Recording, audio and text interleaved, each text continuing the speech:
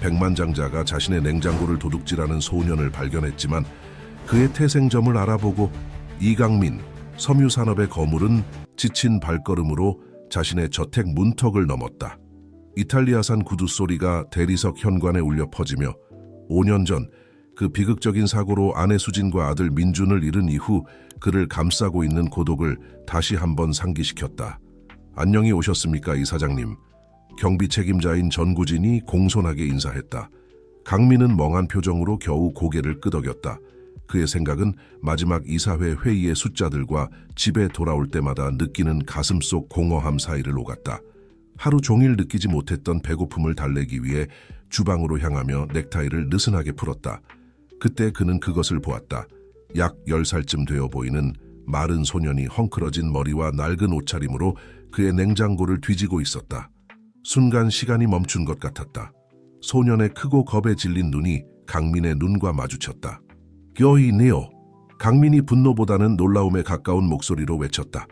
소년은 마치 포위된 동물처럼 냉장고 문을 쾅 닫고 치즈 한 조각과 사과 하나를 들고 뒷문 쪽으로 달렸다.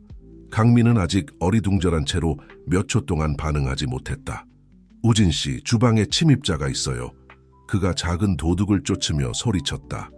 경비원이 마법처럼 나타나 소년이 정원 울타리를 넘으려는 순간 붙잡았다. 그는 소년을 다치지 않게 조심하면서도 단단히 붙잡았다. 놓으세요. 제가 뭘 잘못했다고요. 소년이 공중에서 발버둥치며 소리쳤다. 강민이 예상치 못한 추격으로 숨을 헐떡이며 다가왔다. 소년을 가까이서 보니 무언가가 그를 뒤흔들었다. 그 어두운 눈동자에서 본 것은 두려움이 아니라 절박함이었다. 잠깐만요, 우진 씨. 강민이 손을 들며 말했다. 아직 경찰은 부르지 마세요. 그는 소년의 눈높이에 맞춰 몸을 낮췄다. 소년은 이제 약간 떨고 있었다. 이름이 뭐니? 그가 예상보다 부드러운 목소리로 물었다. 소년은 잠시 망설이며 강민과 우진을 번갈아 쳐다보았다. 태현이에요. 그가 마침내 가냘픈 목소리로 대답했다. 좋아, 태현아. 강민이 계속했다. 왜 우리 집에서 음식을 훔치려고 했니? 태현이는 부끄러워하며 고개를 숙였다. 배가 고팠어요. 그가 중얼거렸다. 3일 동안 아무것도 못 먹었어요. 강민은 마치 뱃속에 주먹을 맞은 것 같았다. 자신이 호화로운 삶을 살고 있는 동안 거리에서 굶주리는 아이가 있다는 생각이 갑자기 역겨웠다. 우진 씨, 놓아주세요. 그가 명령했다. 경비원은 분명히 마음에 들지 않았지만 복종했다. 하지만 사장님, 이 아이가 불법으로 들어왔지 않습니까? 우진이 항의했다. 알고 있습니다. 강민이 태현에게서 시선을 떼지 않고 대답했다. 하지만 이번에는 예외를 둘 수 있을 것 같군요. 그는 이제 혼란과 희망이 뒤섞인 표정으로 그를 바라보는 소년에게 돌아섰다. 태현아, 오늘 밤 잘 곳이 있니? 소년이 고개를 저었다. 강민은 그 순간 자신의 인생을 영원히 바꿀 결정을 내렸다. 그럼 오늘 밤은 여기서 자거라. 그가 자신도 놀라며 말했다. 내일 너를 도울 방법을 알아보자. 태현이는 눈이 동그래져서 자신이 들은 것을 믿을 수 없다는 듯이 물었다. 정말이에요. 강민은 고개를 끄덕이며 오랜만에 진심 어린 미소를 지었다. 자, 배고프겠구나. 저녁 좀 만들어 먹자. 집으로 돌아가는 동안 강민은 이 상황이 얼마나 이상한지 생각하지 않을 수 없었다. 수년 만에 처음으로 그의 일상, 그의 삶에 무언가가 변했다는 느낌이 들었다. 설명할 수는 없었지만 어떻게든 이 낯선 소년의 존재가 그가 영원히 잃어버렸다고 생각했던 무언가를 깨워낸 것 같았다. 그날 밤 태현이가 객실 중 하나에서 잠든 동안 강민은 깨어 있었다. 그는 옛 가족 사진을 바라보며 잠시 자신의 반영에서 희망의 빛을 본 것 같았다. 다음 날 아침, 강민은 생생한 꿈을 꾼 것 같은데 기억나지 않는 이상한 느낌으로 잠에서 깼다. 전날 밤의 사건들을 떠올리는데 몇 초가 걸렸다. 정말로 길거리 아이를 집에 들였던 걸까? 이제 그 생각이 터무니없고 무모하게 느껴졌다. 그는 서둘러 옷을 입고 계단을 내려갔다. 집이 텅 비어 있기를 바라며 모든 것이 자신의 상상의 산물이었다고 확신하면서, 그러나 부엌에 들어서자 그를 멈춰 세운 광경을 목격했다. 태현이가 식탁에 앉아 가정부 미경이 준비한 스크램블 에그를 개걸스럽게 먹고 있었다. 미경은 이 뜻밖의 손님을 어떻게 대해야 할지 모르겠다는 듯이 연민과 걱정이 뒤섞인 표정으로 소년을 지켜보고 있었다. 안녕하세요, 이사장님. 미경이 눈에 띄게 긴장한 채로 인사했다. 아이에게 아침을 준 것이 실례였다면 죄송합니다. 강민은 고개를 저으며 아직도 그 광경을 받아들이려 애쓰고 있었다. 아니요. 잘했어요, 미경 씨. 고마워요. 그는 식탁으로 다가가 태연이 맞은편에 앉았다. 소녀는 감사와 경계심이 뒤섞인 표정으로 그를 바라보았다. 안녕, 태연아. 잘 잤니? 소년이 고개를 끄덕이며 입에 있던 음식을 급하게 삼켰다. 네, 아저씨, 재워주셔서 감사합니다. 강민은 소년이 전날 밤보다 더 편안해 보이긴 했지만 여전히 어깨에 긴장감이 남아있는 것을 눈치챘다. 마치 언제든 도망칠 준비가 되어 있는 것 같았다. 태현아. 강민이 조심스럽게 말을 고르며 시작했다. 내 얘기를 좀 더 들려줄 수 있겠니? 어디서 왔는지? 가족은 어디 계시니? 소년의 표정이 즉시 어두워졌다. 그는 포크를 접시 위에 내려놓고 시선을 떨구었다. 가족이 없어요. 그가 중얼거렸다. 할머니가 계셨는데 몇 달 전에 돌아가셨어요. 그 이후로 거리에서 살았어요. 강민은 가슴에 통증을 느꼈다. 태현이의 이야기가 자신의 상실을 너무나도 생생하게 상기시켰다. 그럼 부모님은? 그가 대답이 두려우면서도 물었다. 태현이는 어깨를 으쓱했다. 한 번도 못 봤어요. 할머니 말씀으로는 엄마가 저를 낳을 때 너무 어렸대요. 그리고 아빠는 제가 태어나기 전에 떠났대요. 그 뒤에 이어진 침묵은 무거웠고 표현되지 않은 감정들로 가득했다. 강민은 소년을 안아주고 모든 것이 괜찮아질 거라고 약속하고 싶은 충동과 싸웠다. 하지만 어떻게 그런 약속을 할 수 있겠는가? 들어봐, 태현아. 그가 마침내 말했다. 널 다시 거리로 돌려보낼 순 없어. 위험하고. 그건 옳지 않아. 하지만 그렇다고 널 그냥 입양하거나 그럴 순 없잖아. 우리는 적절한 해결책을 찾아야 해. 태현이의 눈이 희망과 의심이 뒤섞인 채로 빛났다. 여기 더 있어도 된다는 뜻인가요? 강민은 고개를 끄덕이며 24시간도 차에 되지 않아 두 번째로 자신을 놀라게 했다. 그래, 적어도 당분간은. 하지만 우리는 몇 가지 규칙을 정해야 하고 내 미래를 위한 선택지들을 살펴봐야 할 거야. 그 순간 우진이 부엌으로 들어와 대화를 중단시켰다. 이 사장님, 죄송하지만 회사에서 긴급한 전화가 왔습니다. 강민은 한숨을 쉬었다. 외부 세계는 그의 삶에서 일어나고 있는 작은 혁명과는 무관하게 계속 돌아가고 있었다. 고마워요, 우진 씨. 금방 가겠습니다. 그는 태현에게로 돌아섰다. 이 일을 처리해야겠구나. 미경 씨에게 집 구경을 부탁해보는 게 어때? 나중에 더 이야기하자. 사무실로 향하는 동안 강민은 이 상황이 얼마나 비현실적인지 생각하지 않을 수 없었다. 불과 몇 시간 전만 해도 그의 삶은 일과 고독의 단조로운 일상이었다. 그런데 갑자기 길거리 아이가 그의 지붕 아래서 살게 된 것이다.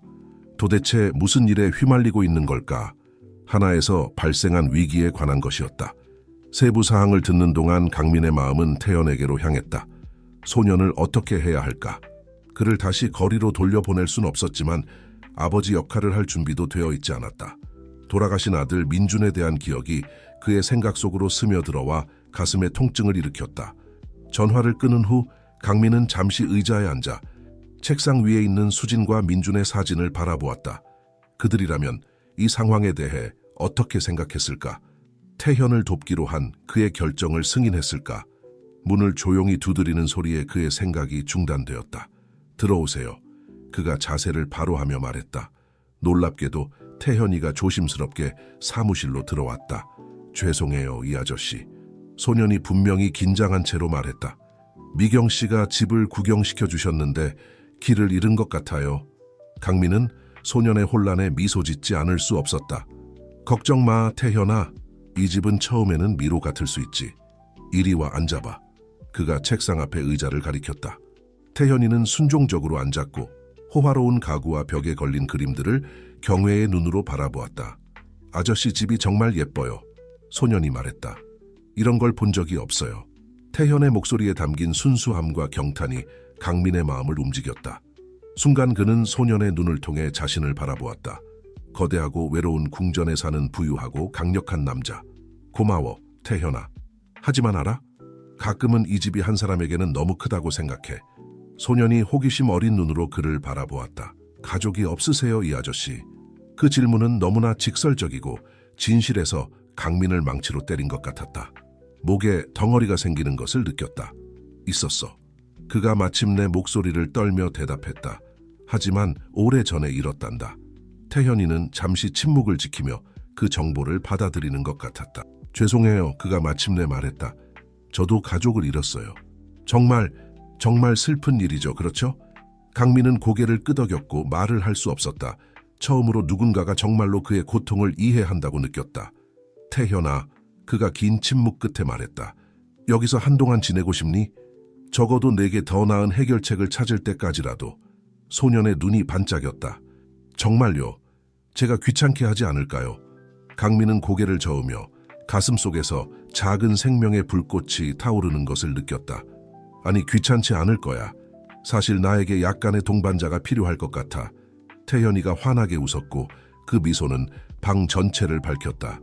고마워요, 이 아저씨. 약속드릴게요. 착하게 굴고 문제 일으키지 않을게요. 강민은 일어나 책상을 돌아 소년의 어깨에 손을 얹었다. 그럴 거라고 확신해. 태현아. 그리고 부탁이야. 나를 강민이라고 불러줘.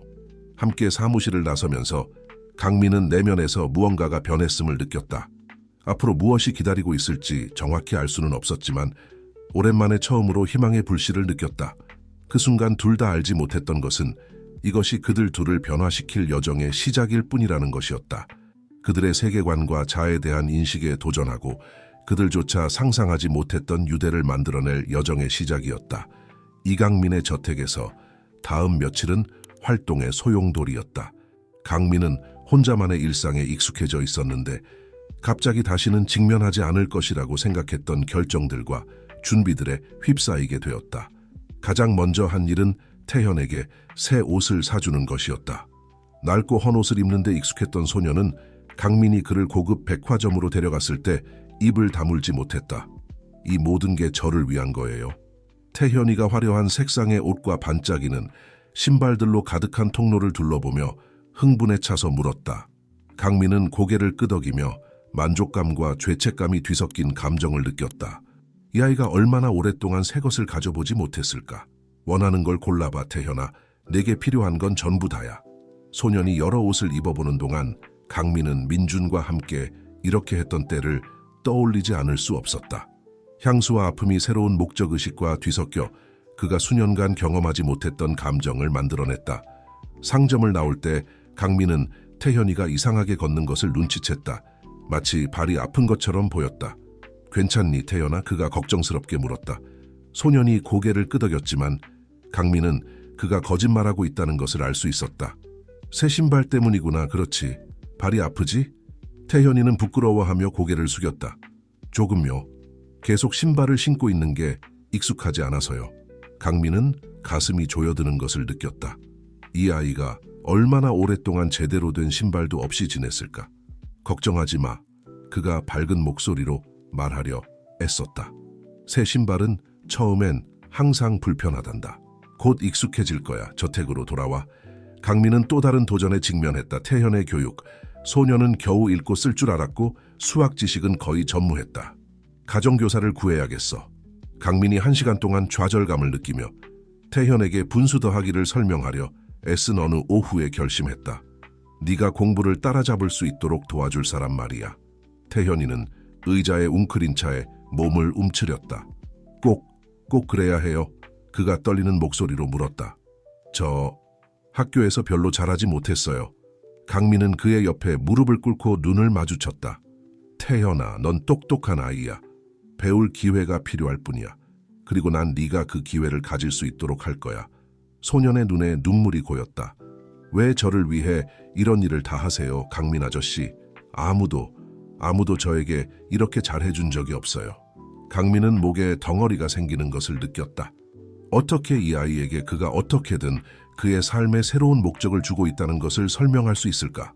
왜냐하면 난 네가 기회를 받을 자격이 있다고 믿기 때문이야, 태현아.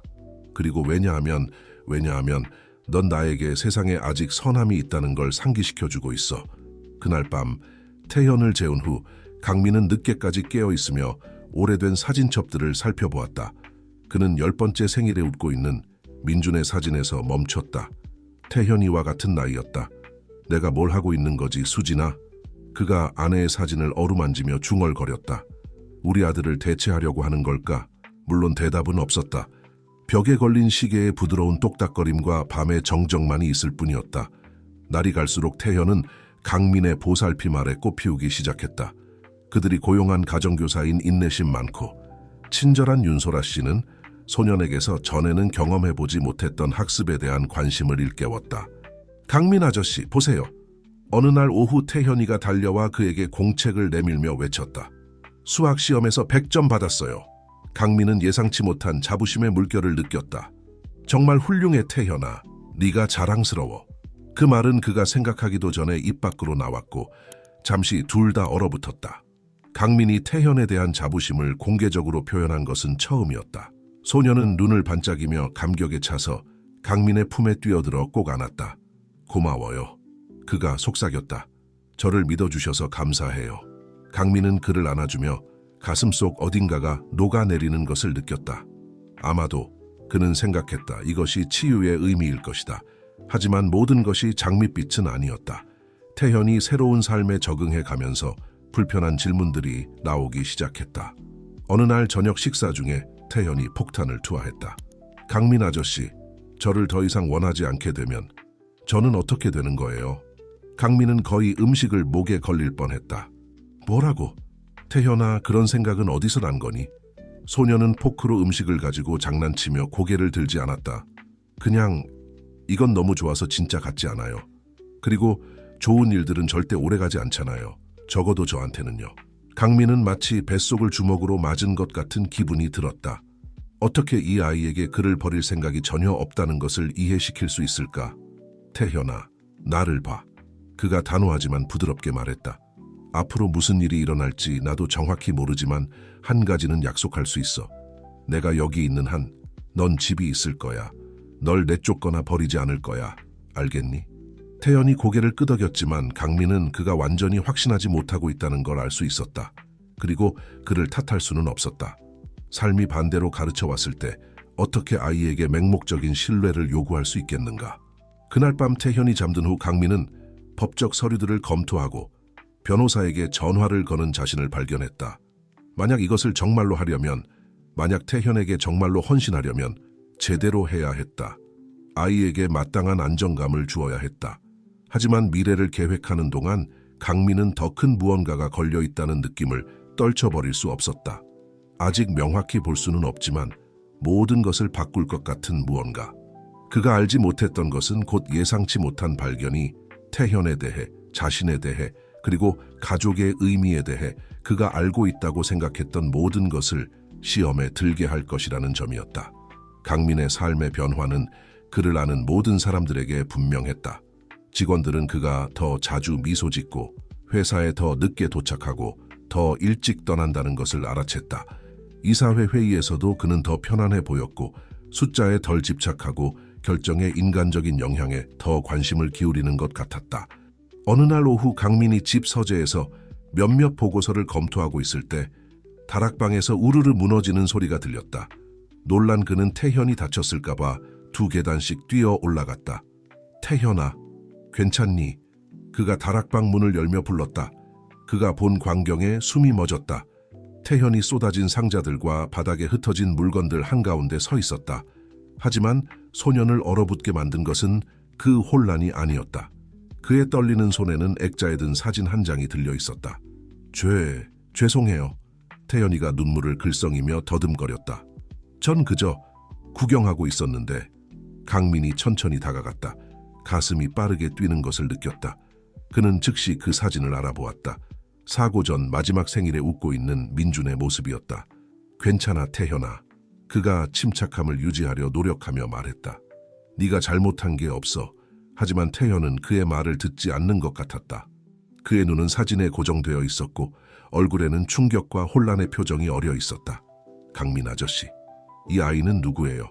저와 무척 닮았어요. 강민은 순간 세상이 멈춘 것 같은 기분이 들었다. 그 말이 사실이었다. 태현과 민준의 유사성은 놀라웠다. 그가 어렴풋이 알아차렸지만 자세히 살펴보지 않으려 했던 것이었다. 그 아이는 내 아들이었어, 민준이. 그가 마침내 목소리를 떨며 대답했다. 5년 전에 아내 수진과 함께 사고로 세상을 떠났어. 태현이가 고개를 들어 그를 바라보았다. 그의 눈에는 강민이 해석할 수 없는 감정들이 뒤섞여 있었다. 그래서 저를 받아주신 거예요? 제가 그 아이와 닮아서요. 그 질문은 강민의 뱃속을 주먹으로 때린 것 같았다. 그게 사실일까? 태연에게서 잃어버린 아들의 대체품을 본 것일까? 아니야, 태연아, 그렇지 않아. 그가 대답했지만 자신의 귀에도 그의 목소리가 확신에 차 있지 않은 것 같았다. 내걸 받아들인 건 네가 도움이 필요했고 넌 기회를 받을 자격이 있는 좋은 아이였기 때문이야. 하지만 이미 상처는 입혀졌다. 태현이 조심스럽게 사진을 내려놓고 몇 걸음 물러섰다. 잠시 혼자 있고 싶어요. 그가 중얼거리더니 다락방에서 뛰쳐나갔다. 강민은 그곳에 그대로 서 있었다. 과거의 삶의 기억들에 둘러싸인 채 지난 몇 달 동안 쌓아온 모든 것이 주변에서 무너져 내리는 것 같았다. 그날 밤 저녁 식사는 긴장되고 조용한 분위기 속에서 이루어졌다. 태현은 거의 음식에 손을 대지 않았고 강민은 갑자기 그들 사이에 생겨난 장벽을 어떻게 깨야 할지 몰랐다. 태현아, 그가 마침내 입을 열었다. 오늘 네가 발견한 것이 혼란스럽고 아플 거라는 걸 알아. 하지만 네가 알았으면 좋겠어. 괜찮아요, 강민 아저씨. 태연이 그의 말을 가로막았다. 놀랍도록 성숙한 태도로. 아들이 많이 그리우실 거예요. 그리고 만약 제가 떠나길 원하신다면 이해할게요. 강민은 가슴이 찢어지는 것 같았다. 아니야, 태현아, 네가 떠나길 원하지 않아. 들어봐. 처음에는 어쩌면 무의식적으로 네게서 민준의 모습을 봤을지도 몰라. 하지만 우리가 함께 보낸 이 몇 달 동안 넌 네 자신만의 고유하고 소중한 사람이라는 걸 가르쳐줬어. 넌 그 누구의 대체품도 아니야. 태현이 눈물 어린 눈으로 그를 바라보았다. 진심이세요? 완전히. 강민이 대답하며 식탁 위로 손을 뻗어 태현의 손을 잡았다. 넌 이제 내 삶의 일부야, 태현아. 그리고 네가 원한다면 앞으로도 그렇게 계속되었으면 좋겠어. 소년이 천천히 고개를 끄덕였고 작은 미소가 그의 입술에 맺혔다. 저도 여기 머물고 싶어요, 강민 아저씨. 그날 밤 태현을 재운 후 강민은 늦게까지 깨어 있으면서 그날의 사건들을 되새겼다. 그는 그들이 아직 갈 길이 멀다는 것을 알았다. 이 대화는 단지 시작일 뿐이었다. 하지만 오랜만에 처음으로 그는 자신이 옳은 일을 하고 있다고 느꼈다. 강민이 알지 못했던 것은 운명이 그와 태현을 위해 더 많은 놀라움을 준비하고 있다는 것이었다. 그들의 새로 형성된 유대를 시험하고 둘 다 직면할 준비가 되어 있지 않은 비밀들을 드러낼 놀라움들. 한편 도시의 다른 한 곳에서 한 여자가 눈물을 글썽이며 오래된 사진 한 장을 바라보고 있었다. 그 사진 속 아기는 태현과 무척 닮아 있었다. 그녀는 한숨을 쉬며 사진을 가방에 다시 넣었다. 내일, 그녀는 스스로에게 약속했다. 내일 마침내 이강민을 찾아가 수년간 간직해온 진실을 밝힐 용기를 낼 것이다. 해가 막 지평선 위로 모습을 드러내기 시작했을 때 강민은 기억나지 않는 불안한 꿈에 놀라 잠에서 깼다. 그는 일어나 부엌으로 향했고 태연이 이미 깨어나 식탁에 앉아 공책을 펴놓고 있는 것을 보고 놀랐다. 안녕 태연아. 그가 밝게 인사하려 노력하며 말했다. 이렇게 일찍 일어나 뭐 하고 있니? 소년이 고개를 들었고 강민은 그가 마치 잠을 설친 것처럼 눈 밑에 다크서클이 있는 것을 볼 수 있었다. 그림 그리고 있었어요. 태연이가 대답하며 공책을 강민 쪽으로 밀었다. 강민은 공책을 집어들었고 숨이 멎는 것을 느꼈다. 그림에는 두 인물이 그려져 있었다. 양복을 입은 키 큰 남자와 작은 소년이 서로 손을 잡고 미소 짓고 있었다. 그 아래에는 태연이가 떨리는 글씨로 내 새 가족이라고 적어 놓았다. 태연아, 이건... 강민은 목이 메어 말을 잇지 못했다. 전 민준이가 아니라는 걸 알아요. 태연이가 조용히 말했다. 그리고 절대 그 아이를 대신할 수 없다는 것도 알아요. 하지만 우리가 일종의 가족이 될 수 있을까요? 강민 아저씨와 저. 강민은 일어나 식탁을 돌아 태현을 꼭 안았다. 우린 이미 가족이야, 태현아. 그가 속삭였다. 다른 모습이지만 그래도 가족이야. 그 순간 현관 초인종 소리가 그들을 방해했다. 강민은 눈썹을 찌푸렸다. 이른 아침에 누구일까 궁금해하며 여기 있어. 그가 태현에게 말했다. 누군지 보고 올게. 강민이 문을 열자 머리가 희끗희끗하고 지친 듯한 눈을 한 중년 여성이 서 있었다. 이강민 씨신가요? 여자가 물었다. 제 이름은 박지선입니다. 태현에 대해. 태현에 대해 말씀드릴 게 있어요. 강민은 피가 얼어붙는 것을 느꼈다. 태현에 대해 무엇을 알고 계시죠? 그가 본능적으로 긴장하며 물었다.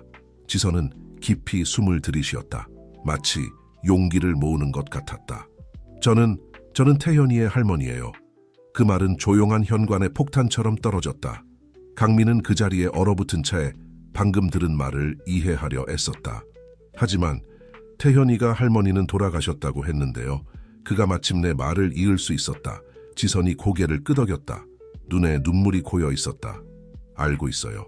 긴 이야기예요, 이사장님. 그리고 그 이야기는 당신의 아내 수진 씨와도 관련이 있습니다. 강민은 숨이 막히는 것 같았다. 수진이 이 모든 일과 무슨 관련이 있단 말인가? 들어오세요. 그가 지선에게 들어오라는 손짓을 하며 말했다. 그는 지선을 서재로 안내하고 문을 닫았다. 태현이 이 대화를 듣기를 원하지 않았다. 적어도 무슨 일인지 이해하기 전까지는. 앉으세요. 강민이 가리키며 말했다. 최대한 침착함을 유지하려 노력했다. 그리고 이제 무슨 일이 일어나고 있는 건지 설명해 주세요. 지선이 앉았다. 그녀는 손수건을 신경질적으로 비틀며 말했다. 이사장님, 제가 지금 말씀드리려는 것이 많은 것을 바꿀 거예요. 하지만 무엇보다도 제 딸 소영이가 절대 누구를 해치려고 하지 않았다는 걸 알아주셨으면 해요. 강민은 눈썹을 찌푸렸다. 혼란스러웠다. 당신 딸이요. 당신 딸이 이 일과 무슨 관련이 있습니까? 지선은 대답하기 전에 깊이 숨을 들이쉬었다. 소영이는 수진 씨가 민준이를 낳은 병원에서 간호사로 일했어요. 강민은 가슴이 쿵 내려앉는 것을 느꼈다. 민준의 탄생이 태현과 무슨 관련이 있단 말인가? 수진 씨가 출산한 날, 지선이 떨리는 목소리로 계속했다. 신생 아실에서 혼동이 있었어요. 소영이가 그날 밤 당직이었죠. 강민은 갑자기 일어섰다. 숨이 막히는 것 같았다. 무슨 말씀을 하시려는 겁니까? 그가 믿기지 않는다는 듯이, 그리고 두려움에 차서 물었다. 지선이 눈물을 흘리며 그를 똑바로 쳐다보았다. 실수로 아기들이 바뀌었어요, 이사장님. 당신과 수진 씨가 민준이라고 키웠던 아이는 당신들의 친자식이 아니었어요. 강민 주위의 세상이 멈춘 것 같았다. 지선의 말이 그의 머릿속에서 메아리쳤지만 그 의미를 이해할 수 없었다. 불가능했다. 착각일 거야. 아닙니다. 그가 고개를 저으며 말했다. 아닙니다. 그럴 리가 없어요. 민준이는 제 아들이었어요. 저와 수진을 닮았다고요. 아기들은 여러 사람을 닮을 수 있어요, 이사장님. 지선이 부드럽게 말했다. 하지만 DNA 검사는 거짓말을 하지 않아요. 강민은 의자에 무겁게 주저앉았다. DNA 검사라고요? 무슨 검사? 지선이 가방에서 봉투를 꺼내 책상 위에 올려놓았다. 소영이가 몇 년 후에 실수를 발견했어요. 죄책감에 시달리며 비밀리에 검사를 했죠. 하지만 그때는 이미 아이들이 몇 살이 되어 있었어요. 그녀는 어떻게 해야 할지 몰랐어요. 강민은 떨리는 손으로 봉투를 집어들었지만 열지는 않았다. 그 내용을 보고 싶은지 확신할 수 없었다. 그 말은 태현이가... 그는 말을 끝맺지 못했다. 지선이 천천히 고개를 끄덕였다. 태현이가 당신의 친아들이에요, 이사장님. 12년 전 당신과 수진 씨가 낳은 아들이요. 그 뒤에 이어진 침묵은 귀가 멍할 정도였다. 강민은 세상이 빙글빙글 도는 것 같았고 아무것도 이해가 되지 않았다. 이 몇 달 동안 그는 자신도 모르게 자신의 아들을 돌보고 있었던 것이다.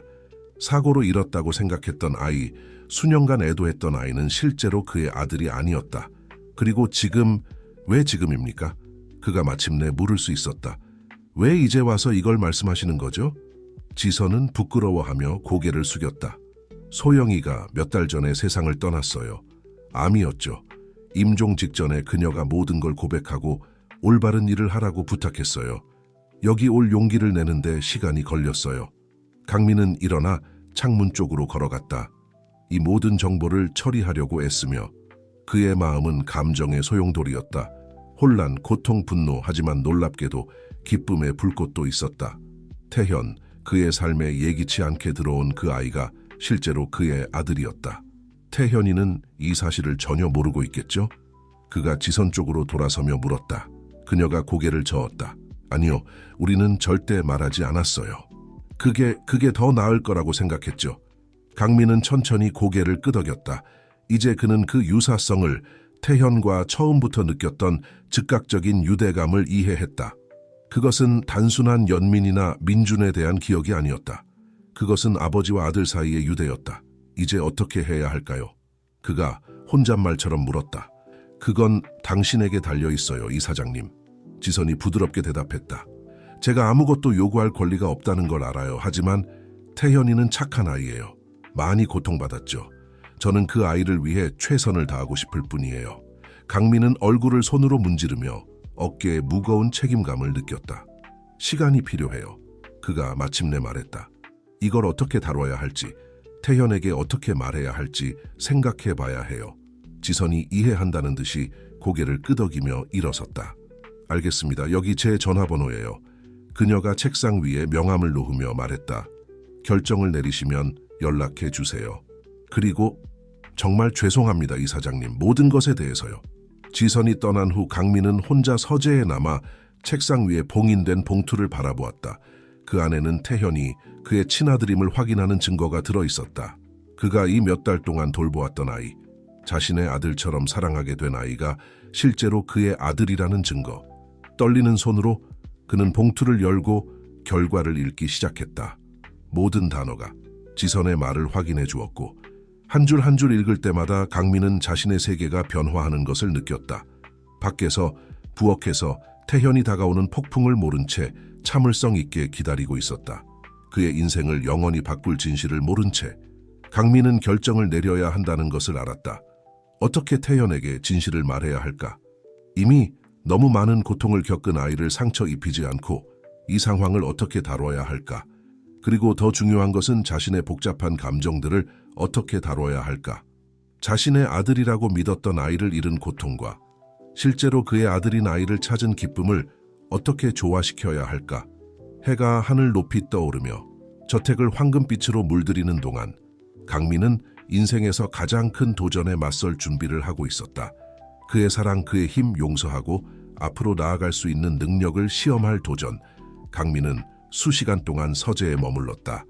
생각에 잠겨 그를 휩쓸고 있는 감정의 홍수를 처리하려 애쓰고 있었다. DNA 검사 결과가 담긴 봉투가 열린 채 책상 위에 놓여 있었다. 방금 발견한 진실에 부인할 수 없는 증거였다.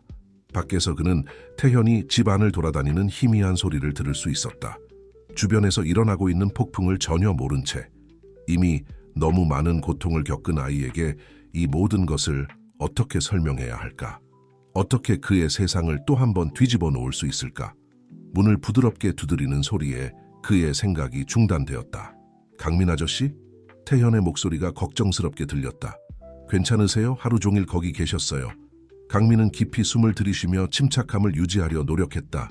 괜찮아, 태현아. 그가 대답했다. 자신의 목소리가 얼마나 단단하게 들리는지 놀라웠다. 들어오렴. 얘기할 게 있어. 문이 천천히 열리고 태현이 들어왔다. 호기심과 걱정이 뒤섞인 표정으로 강민을 바라보았다. 무슨 일 있어요? 소년이 책상 앞에 앉으며 물었다. 강민은 태현을 바라보았다. 정말로 그를 바라보았다. 마치 처음 보는 것처럼. 이제 그는 수진의 특징을 소년의 얼굴에서 볼 수 있었다. 그의 눈 모양, 그의 미소의 곡선. 어떻게 이전에 알아채지 못했을까? 태현아, 그가 조심스럽게 말을 골랐다. 네가 부모님을 모른다고 했던 걸 기억하니? 소년이 천천히 고개를 끄덕였다. 눈썹을 찌푸렸다. 내 할머니가 엄마가 저를 낳을 때 너무 어렸고 아빠는 제가 태어나기 전에 떠났다고 하셨어요. 강민은 목에 덩어리가 생기는 것을 느꼈다. 만약 그게 완전히 사실이 아니라고 한다면 어떨 것 같아? 내 이야기에 더 많은 것이 있다면? 태연이 눈에 띄게 긴장했다. 그의 눈에 혼란과 공포의 기색이 스쳤다. 무슨 뜻이에요? 강민은 일어나 책상을 돌아 태연 앞에 무릎을 꿇고 앉았다. 그의 눈높이에 맞추기 위해서였다. 태연아, 내가 지금 말하려는 것은 매우 복잡하고 이해하기 어려울 수 있어. 하지만 무슨 일이 있어도 내가 여기 있다는 걸 알아주었으면 해. 알겠니? 소년이 고개를 끄덕였지만 강민은 그의 눈에서 공포가 커지는 것을 볼 수 있었다. 오늘 아침에 박지선이라는 분이 찾아왔어. 강민이 시작했다. 그분은 내 할머니야, 태현아. 내 진짜 할머니. 태현이 고개를 저었다. 혼란스러워 보였다. 하지만 할머니는 돌아가셨잖아요. 아저씨도 알고 계시잖아요. 알아, 그렇게 들었지. 강민이 부드럽게 계속했다. 하지만 진실은 더 복잡해. 네가 태어났을 때 오래전에 병원에서 실수가 있었어. 강민은 태연에게 최대한 부드럽고 명확하게 아기들이 바뀐 일, 소영과 그녀의 비밀 DNA 검사에 대해 설명했다. 한마디 한마디에 태연의 세계가 무너지고 재건되는 것을 볼 수 있었다. 그럼 아저씨가 제 아빠예요? 태연이 마침내 떨리는 목소리로 물었다. 제 진짜 아빠? 강민이 고개를 끄덕였다. 눈에 눈물이 고이는 것을 느꼈다. 그래, 태연아. 이 검사 결과에 따르면 난 내 친아버지야. 그 뒤에 이어진 침묵은 귀가 멍할 정도였다. 태현은 허공을 바라보며 이 모든 정보를 처리하려 애쓰고 있었다. 강민은 그를 안아주고 위로하고 싶었지만 소년이 어떻게 반응할지 확신할 수 없었다. 그럼 민준이는요? 태현이 마침내 물었다. 사진 속의 그 아이, 민준이는 다른 부부의 아들이었어. 강민이 부드럽게 설명했다. 우리는 그를 우리 아들로 키웠고 그렇게 사랑했어. 하지만 생물학적으로는 우리 아들이 아니었지. 태현이 갑자기 일어섰다. 강민에게서 멀어졌다. 왜 이제 와서 이런 얘기를 하시는 거예요? 그가 혼란과 분노가 뒤섞인 목소리로 물었다. 왜 또 모든 걸 바꾸시는 거예요? 강민은 태현의 눈에 있는 고통을 보며 가슴이 찢어지는 것 같았다. 왜냐하면 네가 진실을 알 자격이 있기 때문이야, 태현아. 넌 내 아들이고 난 네가 그걸 알기를 원해. 넌 이 가족에서 네가 언제나 있어야 했을 자리를 가질 자격이 있어. 태현이 고개를 저었다. 눈물이 뺨을 타고 흘러내렸다. 이해가 안 돼요. 난 생각할 시간이 필요해요. 강민이 그를 막을 틈도 없이 태현은 서재를 뛰쳐나갔다. 강민은 그를 따라가려고 일어섰지만 문 앞에서 멈췄다. 아마도 소년에게는 이 모든 것을 처리할 시간이 필요할 것이다. 강민은 책상으로 돌아와 의자에 주저앉았다.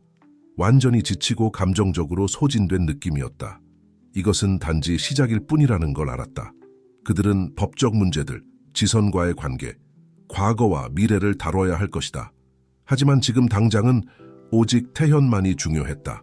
그의 아들, 가장 예상치 못한 방식으로 그의 삶에 들어와 이제는 수진과 가장 깊은 연결고리임이 밝혀진 아이.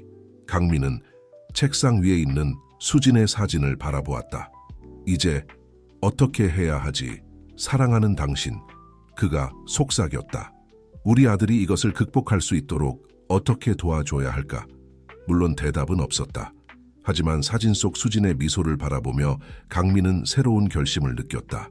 얼마나 어려울지라도 그는 태현이 사랑받고 안전하며 이 가족의 일부라고 느낄 수 있도록 최선을 다할 것이다. 왜냐하면 그들은 이제 가족이었기 때문이다. 다르고 복잡하지만 그래도 가족. 한숨을 쉬며 강민은 일어섰다. 태현을 찾을 시간이었다. 그들 앞에는 긴 여정이 놓여 있었지만 함께 그 여정을 걸어갈 것이다. 한 걸음씩 하루하루. 서재를 나서면서 강민은 아직 그들을 기다리고 있는 도전들을 상상할 수 없었다. 그의 사랑, 인내심, 그리고 결심을 예상치 못한 방식으로 시험할 도전들.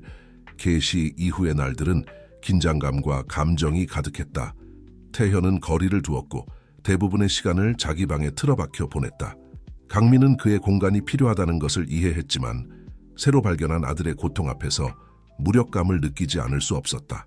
어느 오후 강민이 서재에서 일하고 있을 때 문을 부드럽게 두드리는 소리가 들렸다. 들어오세요. 그가 말했다. 미경이나 우진일 거라고 예상하며 놀랍게도 태현이 들어왔다. 눈이 빨갛게 충혈되어 있었고 얼굴에는 결연한 표정이 있었다. 만나고 싶어요. 그가 단도직입적으로 말했다. 강민은 잠시 혼란스러워하며 눈을 깜빡였다. 누구를 말이니, 태현아? 지선 할머니요, 제 할머니요. 소년이 대답했다. 그 단어가 그의 입에서 이상하게 들렸다. 엄마에 대해, 제 가족에 대해 더 알고 싶어요. 강민은 이성적이지 않은 질투심을 느꼈지만 즉시 그 감정을 억눌렀다. 물론 태현이 자신의 뿌리에 대해 더 알고 싶어 할 것이다. 알겠어. 강민이 중립적인 톤을 유지하려고 노력하며 말했다. 그분께 전화해서 만남을 주선할 수 있어. 그게 네가 원하는 거라면. 태현이 고개를 끄덕였지만 그 자리에서 움직이지 않았다. 물어볼 게 있어요. 그가 마침내 속삭이듯 말했다. 물론이지, 태현아. 뭐든 물어봐. 태현이 말하기 전에 깊이 숨을 들이쉬었다. 제가 아저씨 아들이라는 걸 알기 전에 저를 입양하실 생각이었어요. 그 질문은 강민의 뱃속을 주먹으로 때린 것 같았다. 그는 의자에서 일어나 태현 앞에 무릎을 꿇고 그의 눈을 똑바로 바라보았다. 태현아, 잘 들어. 그가 단호하지만 부드럽게 말했다. 네가 내 삶에 들어온 순간부터 난 네가 특별하다는 걸 알았어. 내 아들이든 아니든 이미 널 내 가족의 일부라고 생각하고 있었어. 입양은 진실을 알기 훨씬 전부터 내가 고려하고 있던 거야. 태연의 눈에 눈물이 고였다. 정말요? 강민이 고개를 끄덕였다. 자신의 눈도 촉촉해지는 것을 느꼈다. 정말이야. 태연아, 이 모든 게 혼란스럽고 두렵다는 걸 알아. 하지만 네가 어떻게 내 삶에 들어왔든 그렇게 된 것에 대해 감사하다는 걸 알아주었으면 해. 넌 모든 의미에서 내 아들이야. 태현이 눈물을 흘리며 강민의 품에 안겼다. 강민은 그를 꼭 안아주었고 가슴속 무언가가 풀어지는 것을 느꼈다. 사랑해요, 아빠. 태현이 눈물 속에서 중얼거렸다. 강민은 가슴이 쿵 내려앉는 것을 느꼈다. 태현이 그를 아빠라고 부른 것은 처음이었다. 나도 너를 사랑해, 아들아. 그가 감정에 복받쳐 대답했다. 네가 상상할 수 있는 것보다 더. 그 순간은 그들의 관계에서 전환점이 되었다. 여전히 많은 질문들과 도전들이 남아있었지만 강민은 마침내 그들이 올바른 방향으로 나아가고 있다고 느꼈다. 그 후 며칠은 활동의 소용돌이였다. 강민은 지선과 연락을 취해 근처 공원에서 만남을 주선했다. 태현이 편안하게 느낄 수 있는 중립적인 장소였다. 만남의 날이 예상보다 빨리 다가왔다. 강민과 태현은 함께 공원으로 걸어갔다. 소녀는 긴장하며 아버지의 손을 꼭 잡고 있었다. 지선은 벤치에서 그들을 기다리고 있었다. 손수건을 불안하게 비틀고 있었다. 그들이 다가오는 것을 보자 그녀는 일어섰고 그녀의 눈은 태현에게 고정되어 있었다. 안녕, 태현아. 그녀가 부드럽게 말했다. 눈에 눈물이 고여 있었다. 난 네 할머니 지선이야. 태현이 강민을 쳐다보았고 강민은 격려하듯 고개를 끄덕였다. 안녕하세요. 태현이 수줍게 대답했다. 지선은 가방에서 사진 한 장을 꺼내 떨리는 손으로 태현에게 건넸다. 이분이 내 어머니 소영이야. 그녀가 말했다. 네가 아기였을 때 너는 그녀를 꼭 닮았단다. 태현이 사진을 받아들고 열심히 살펴보았다. 강민은 소년의 눈이 그의 생물학적 어머니의 얼굴 구석구석을 탐색하는 것을 지켜보았다. 연결고리를 찾고 유사점을 찾으려는 듯했다. 어떤 분이셨어요? 태현이 마침내 물었다. 지선이 눈물을 통해 미소 지었다. 그녀는 용감하고 친절했어. 웃음소리가 전염성이 있었지. 그리고 책을 좋아했단다. 그리고 너를 사랑했어, 태현아. 세상 그 무엇보다도 너를 사랑했어. 지선이 소영에 대한 이야기를 나누는 동안 강민은 조용히 그 상호작용을 지켜보았다. 그는 복잡한 감정들을 느꼈다. 마침내 자신의 뿌리를 알게 된 태현을 위한 기쁨, 잃어버린 시간에 대한 슬픔, 그리고 이 새로운 유대가 어떻게든 아들과의 관계를 위협할 수 있다는 비이성적인 두려움. 하지만 태현이 흥분에 찬 눈으로 그를 향해 돌아서며 아빠 들었어요? 제 엄마도 아빠 엄마처럼 간호사였대요. 라고 말했을 때 강민은 자신의 두려움이 사라지는 것을 느꼈다. 만남은 수시간 동안 계속되었다. 웃음과 눈물, 그리고 많은 질문들로 가득했다. 마침내 곧 다시 만나기로 약속하며 헤어질 때 강민은 놀랍게도 지선에 대한 감사함을 느꼈다. 상황이 어떠했든 간에 그녀는 수년간 태현을 돌보았고 이제 그를 공유할 의지가 있었다. 그날 밤 강민이 태현을 재우려 할 때 소년이 진지한 표정으로 그를 바라보았다. 아빠, 수진 엄마가 저를 좋아하셨을까요? 그가 물었다. 강민은 목에 덩어리가 생기는 것을 느꼈다. 오, 태현아. 그가 부드럽게 소년의 머리를 쓰다듬으며 말했다. 수진은 널 정말 사랑했을 거야. 넌 우리가 그토록 원했던 아기였어.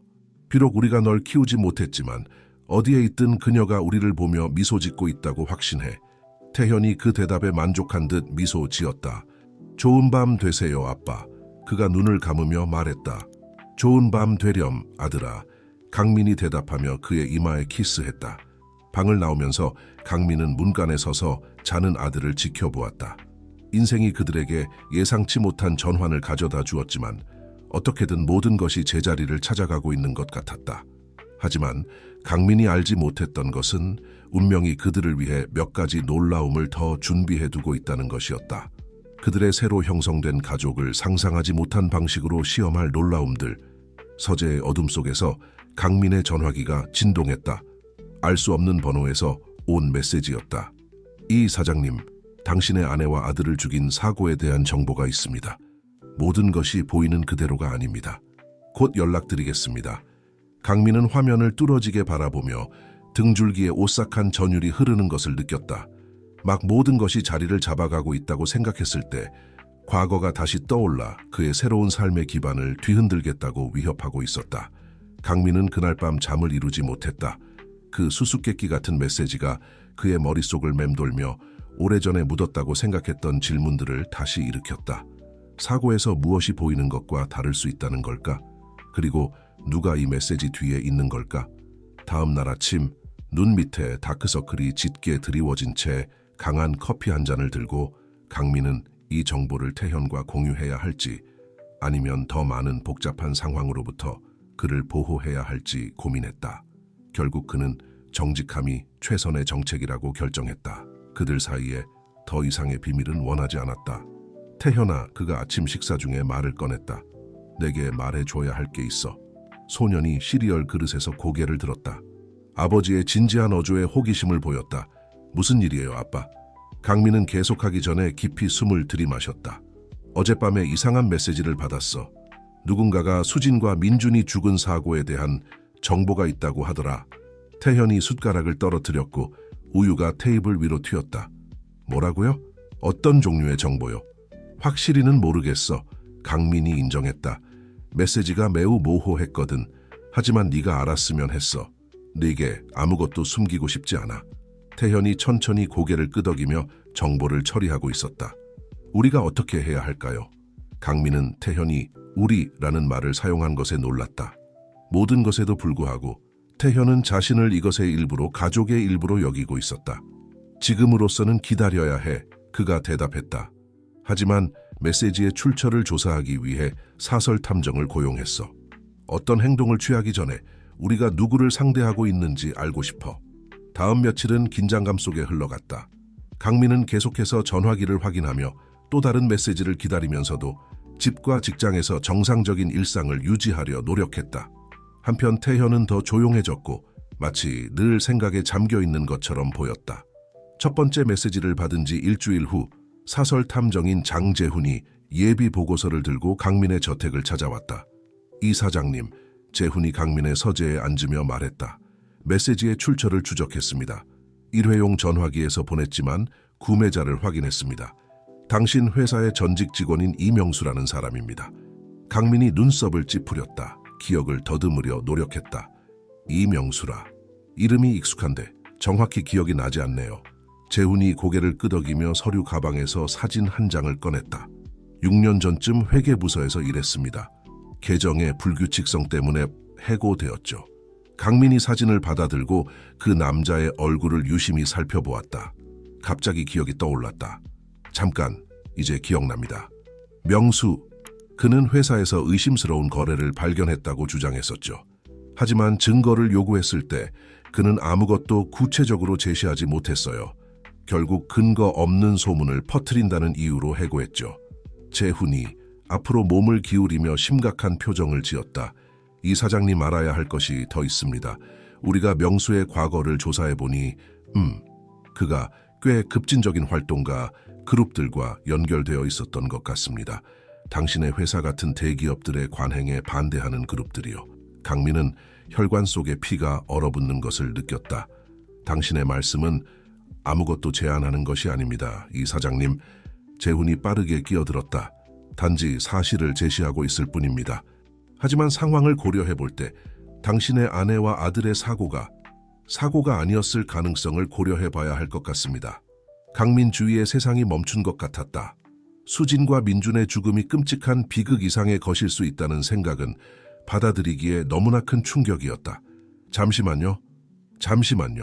그가 중얼거리며 일어나 창가로 걸어갔다. 창밖에서 태현이 축구공을 가지고 놀고 있는 모습이 보였다. 강민은 세상의 무게가 어깨에 내려앉는 것을 느꼈다. 자신의 과거에 대해 알고 있다고 생각했던 것조차 신뢰할 수 없다면 어떻게 새로 발견한 아들을 보호할 수 있을까? 문을 두드리는 소리에 그의 생각이 중단되었다. 태현이었다. 아빠 괜찮으세요? 소년이 재훈을 호기심 어린 눈으로 바라보며 물었다. 강민은 아들을 바라보았다. 그리고 재훈을 바라본 뒤 결정을 내렸다. 태현아 이리 와. 그가 손을 내밀며 말했다. 가족으로서 논의해야 할 게 있어.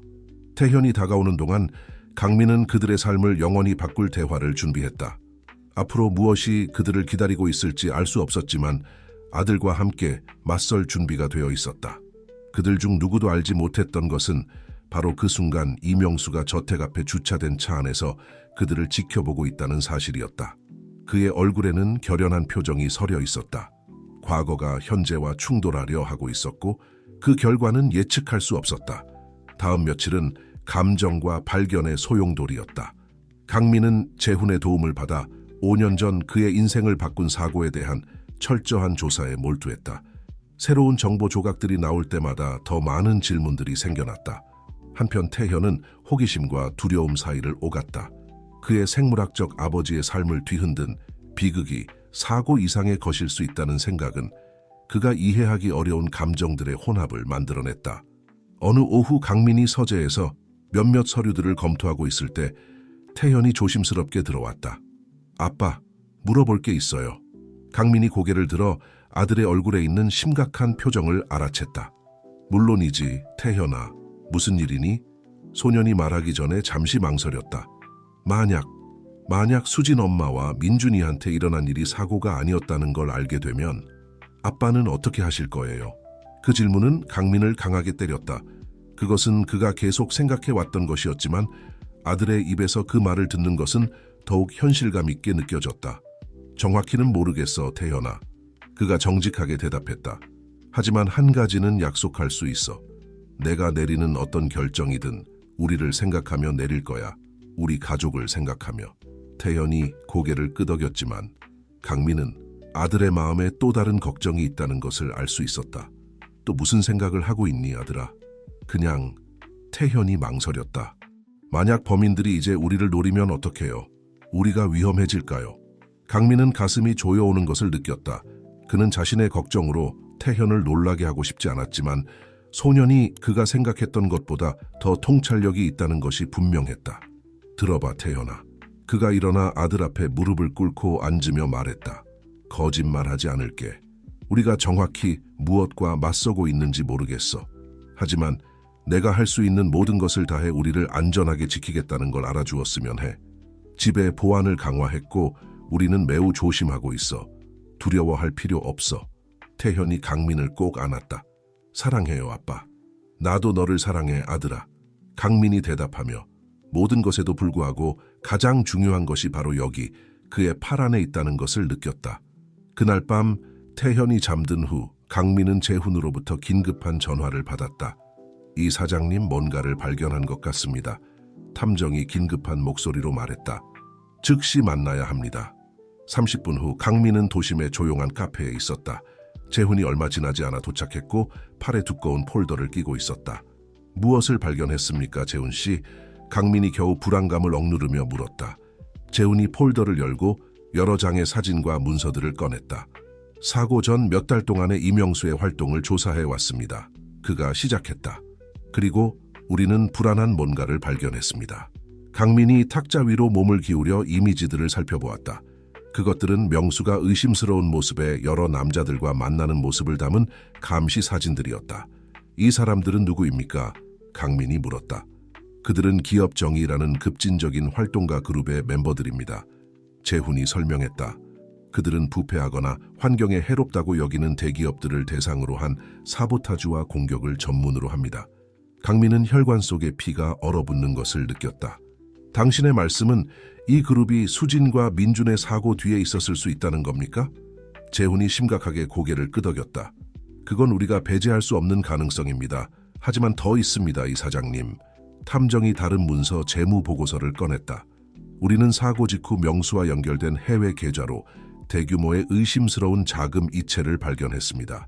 강민은 숨이 막히는 것 같았다.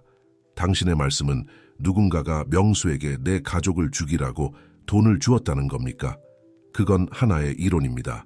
재훈이 조심스럽게 말했다. 하지만 어떤 것도 확인하기 전에 더 많은 증거가 필요합니다. 강민은 얼굴을 손으로 문지르며 세상이 빙글빙글 도는 것 같은 느낌이 들었다.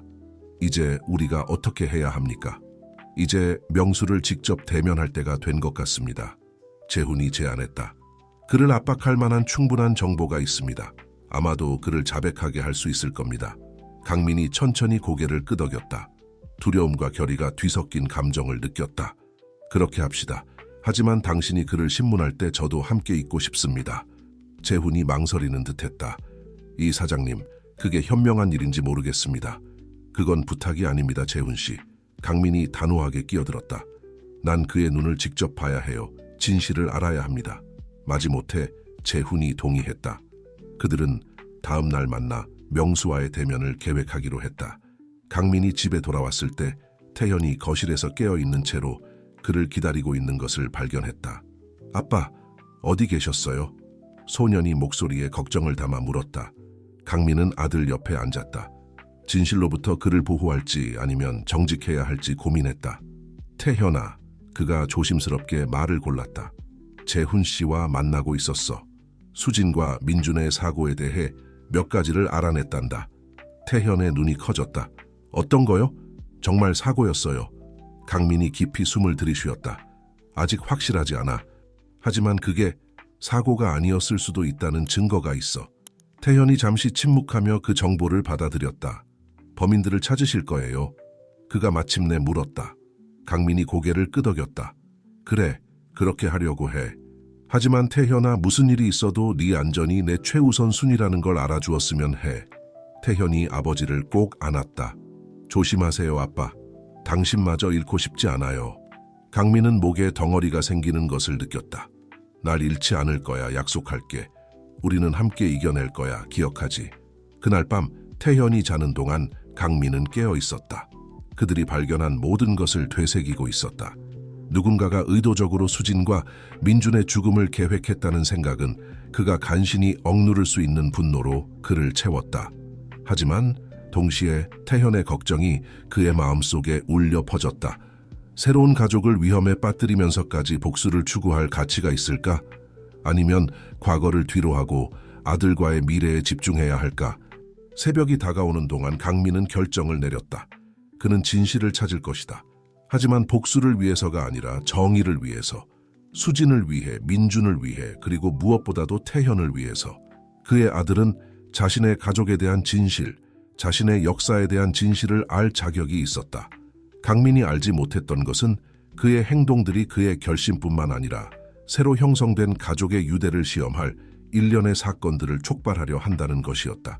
한편 도시의 어딘가에서 이명수는 강민과 그의 가족의 오래된 사진을 뚫어지게 바라보고 있었다. 떨리는 손으로 그는 전화기에서 번호를 눌렀다. 그들이 알고 있어. 그가 낮은 목소리로 말했다. 강민이 조사하고 있어. 우리는 지금 행동해야 해. 운명이 다시 한번 그 시를 얽히게 하려 하고 있었고 강민과 태현을 둘 다 상상조차 하지 못했던 결말로 이끌고 있었다. 카페에서의 긴장감은 거의 만질 수 있을 정도였다. 강민과 재훈은 도시 외곽의 조용한 카페에서 기다리고 있었다. 그들은 여기서 이명수와 만나기로 했다. 호기심 많은 눈과 가능한 방해로부터 멀리 떨어진 곳이었다. 강민은 긴장하며 테이블을 두드리고 있었다. 그의 마음은 감정의 소용돌이였다. 한편으로는 명수와 대면하여 답을 요구하고 싶었고 어쩌면 복수까지 하고 싶었다. 하지만 다른 한편으로는 태현을 생각하는 부분이 그에게 침착함을 유지하고 복수가 아닌 진실을 찾으라고 상기시켰다. 적이 오네요. 재훈이 중얼거리며 강민 쪽으로 약간 몸을 기울였다. 이명수가 카페에 들어섰다. 그의 불안한 눈길이 장소를 훑더니 마침내 강민에게 머물렀다. 잠시 동안 그는 주저하는 듯했다. 마치 돌아서서 도망갈 것을 고려하는 것처럼 보였다. 하지만 결국 그는 느리고 조심스러운 걸음으로 테이블로 다가왔다. 강민 씨, 그가 인사했다. 그의 목소리는 거의 속삭임에 가까웠다. 오랜만입니다. 강민은 그를 뚫어지게 쳐다보았다. 그 익숙한 얼굴에서 자신이 추구해온 진실의 흔적을 찾고 있었다. 앉으세요, 명수 씨. 그가 말했다. 그의 목소리는 차갑고 통제된 톤이었다. 우리는 할 얘기가 많습니다. 명수가 앉았다. 그의 손이 테이블 위에서 약간 떨리고 있었다. 당신들이 발견한 것 같군요. 뭔가를. 그가 시작했다. 강민과 재훈을 번갈아 보며 우리는 당신과 기업 정의와의 연결고리에 대해 알고 있습니다. 재훈이 직설적으로 말했다. 그리고 사고 후의 자금 이체에 대해서도요. 명수의 얼굴색이 확연히 창백해졌다. 당신들이 생각하는 그런 게 아닙니다. 그가 빠르게 말했다. 저는 사고와는 아무 관련이 없어요. 맹세합니다. 강민이 앞으로 몸을 기울였다. 그의 눈은 명수에게 고정되어 있었다. 그럼 설명해 보세요, 명수 씨. 내가 앉아있는 이 자리에서 보기에는 당신이 내 아내와 아들의 죽음을 계획한 것처럼 보입니다. 명수가 격렬하게 고개를 저었다. 아닙니다. 그렇지 않아요. 저는 무언가를 발견했어요. 큰 문제를. 회사에서요. 횡령, 불법 계약, 이사회를 포함한 일들이었죠. 당신에게 말하려고 했습니다, 강민 씨. 하지만 아무도 제 말을 듣지 않았어요. 강민이 눈썹을 찌푸렸다. 명수가 해고되기 전에 했던 고발을 희미하게 기억해냈다. 그게 사고와 무슨 관련이 있습니까? 명수가 대답하기 전에 깊이 숨을 들이마셨다. 저는 기업 정의에 연락했습니다. 그들이 진실을 폭로하는 데 도움을 줄 수 있을 거라고 생각했죠. 하지만 일이 통제를 벗어났어요. 그들은 단순히 정보를 공개하는 것 이상을 원했어요. 그들은 메시지를 보내고 싶어 했죠. 강민은 혈관 속의 피가 얼어붙는 것을 느꼈다. 당신의 말은 그들이. 명수가 눈물을 글썽이며 고개를 끄덕였다. 사고를 계획했어요. 하지만 맹세컨대 저는 몰랐습니다. 알았을 때는 이미 너무 늦었어요. 그 돈은 저를 침묵시키기 위한 것이었습니다. 강민이 갑자기 일어섰다. 그의 의자가 바닥에 쓰러지며 요란한 소리를 냈다. 침묵을 지켰다고요? 이 모든 시간 동안 진실을 알고 있었으면서 아무 말도 하지 않았다는 겁니까? 재훈이 재빨리 끼어들어 강민의 어깨에 손을 얹었다. 강민 씨, 제발요. 진정하세요. 명수가 의자에 움츠러들었다. 그의 얼굴에 공포가 역력했다. 죄송합니다. 그가 중얼거렸다. 정말 죄송합니다. 저는 이 죄책감과 함께 수년을 살았어요. 그래서 당신에게 메시지를 보냈던 겁니다. 저는 당신이 진실을 알아야 한다고 생각했어요. 강민은 다시 의자에 주저앉았다. 모든 에너지가 빠져나가는 것 같았다. 누구입니까? 그가 마침내 물었다. 이사회에 누가 연루되어 있었습니까? 명수가 재킷에서 봉투를 꺼내 테이블 위로 밀어 보냈다. 여기 모든 게 있습니다. 이름, 날짜, 거래 내역, 진실을 폭로하는 데 필요한 모든 것이요. 강민은 봉투를 바라보았다. 그 내용물의 무게를 느끼며 왜 지금입니까? 그가 물었다.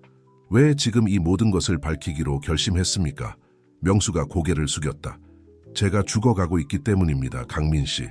암입니다. 시간이 얼마 남지 않았고 그리고 제 인생에서 단 한 번이라도 옳은 일을 하고 싶었어요. 그 뒤에 이어진 침묵은 귀가 아플 정도였다. 강민은 봉투를 뚫어지게 바라보았다. 그의 손에 수진과 민준의 죽음에 대한 진실뿐만 아니라 그가 수년간 일구어온 회사를 무너뜨릴 수 있는 힘이 들어있다는 것을 느꼈다. 이제 어떻게 하실 겁니까, 강민 씨? 재훈이 부드럽게 물었다. 강민은 태현을 생각했다.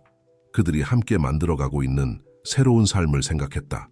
수진과 민준을 생각했고 그들이 마땅히 받아야 할 정의를 생각했다.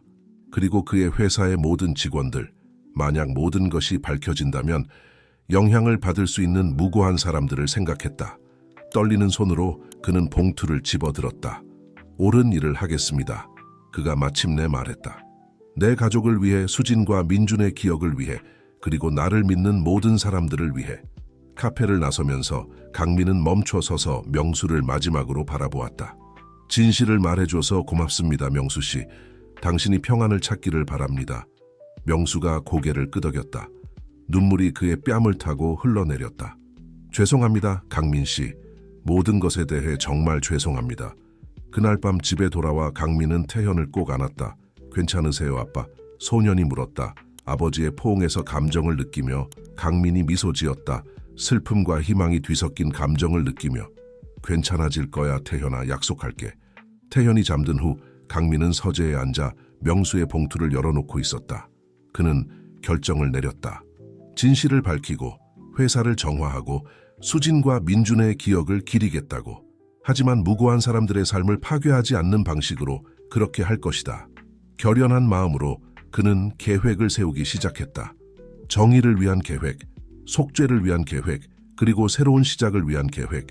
강민이 알지 못했던 것은 이것이 그의 인생의 새로운 장의 시작에 불과하다는 것이었다. 도전으로 가득하지만 동시에 희망과 새로운 기회로 가득한 장의 시작이었다. 다음 몇 달은 강민과 태현에게 활동의 소용돌이였다. 명수가 제공한 정보를 바탕으로 강민은 자신의 회사에서 조용하지만 철저한 정화 작업을 시작했다. 신뢰할 수 있는 변호사와 감사팀과 긴밀히 협력하여 회사의 가장 높은 수준에서 얽혀있던 부패의 네트워크를 풀어나가기 시작했다. 그 과정은 고통스럽고 지치는 일이었다. 강민은 오랜 친구들과 동료들과 대면해야 했고 그중 일부는 불법 활동에 깊이 연루되어 있었다. 새로운 발견들은 매번 충격이었고 그의 눈앞에서 벌어지고 있던 일들에 얼마나 무지했는지를 상기시켰다. 하지만 모든 혼란과 불확실성 속에서 강민은 태현에게서 닻을 찾았다.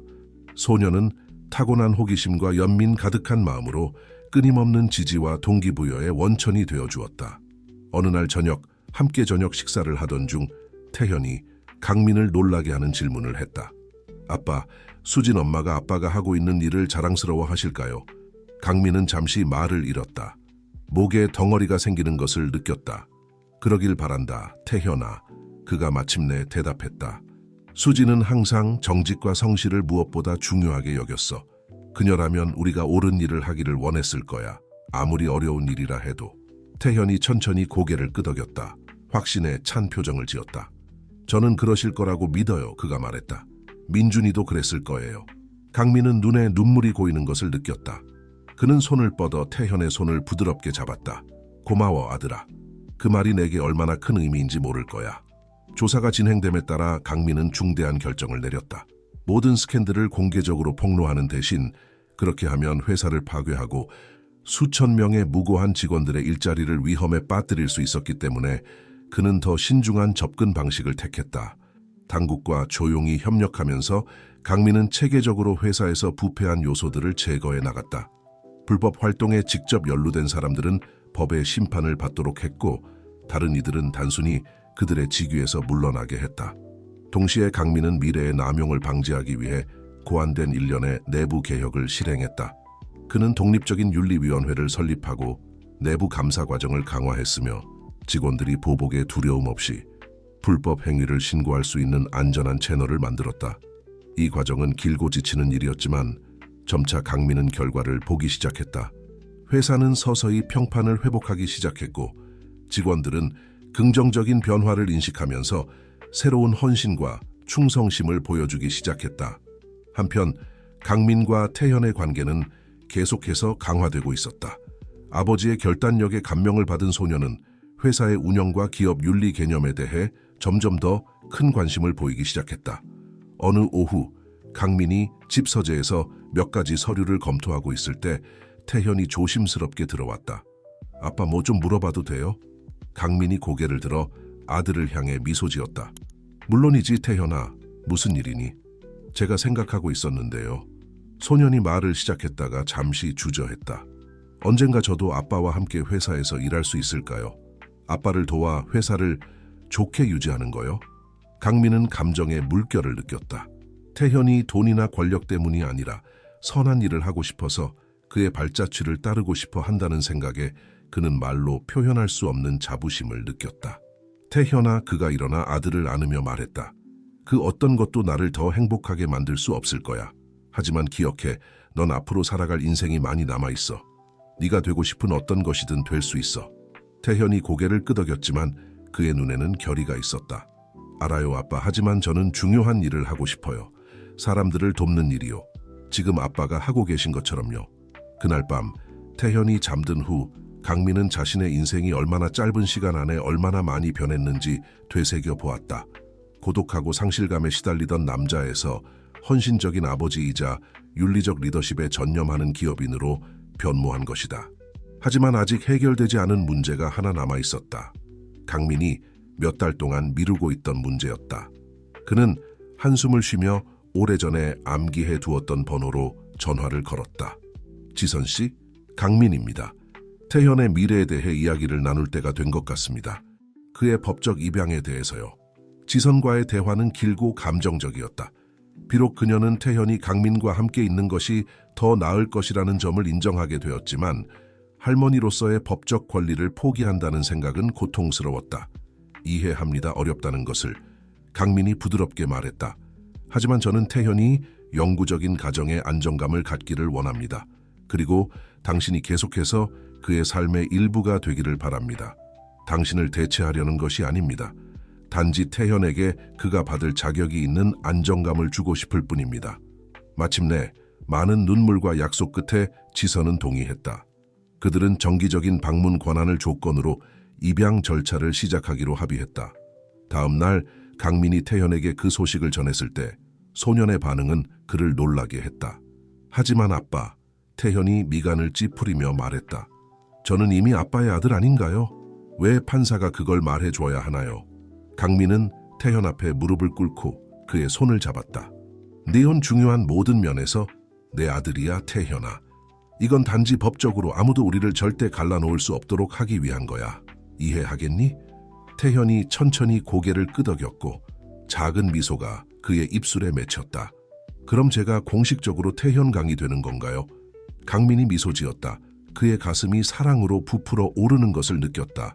그래 아들아, 넌 공식적으로 태현강이 될 거야. 입양 절차는 강민의 인맥과 지선의 협조 덕분에 빠르게 진행되었다. 그리고 마침내 어느 화창한 봄날 아침, 강민과 태현은 판사 앞에 섰다.